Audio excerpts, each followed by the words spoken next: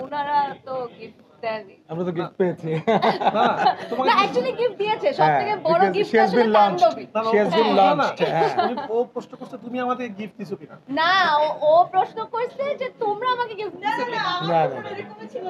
তুমি গিফট করছো কিনা আমাদেরকে?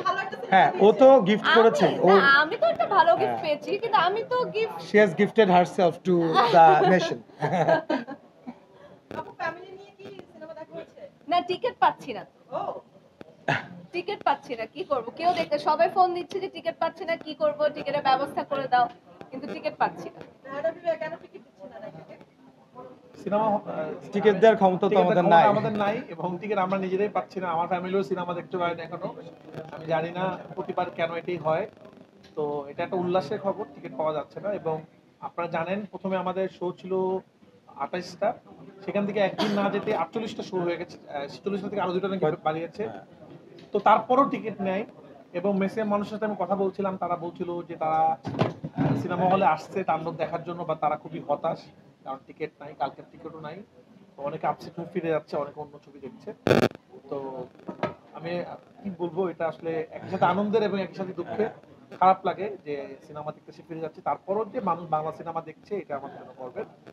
তো সবাইকে বলবো অগ্রিম টিকিট কেটে সিনেমা হলে আসুন, তাহলে আপনারা তাণ্ডব দেখতে পারেন।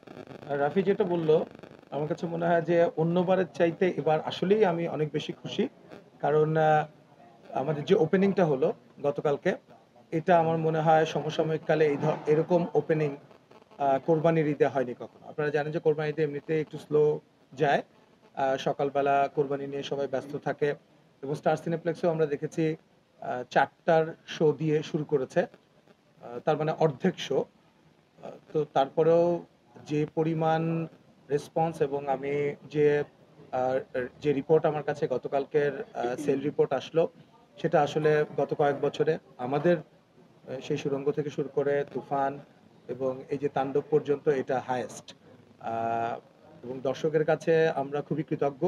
এইভাবে করে দর্শক সিনেমাটাকে গ্রহণ করেছে।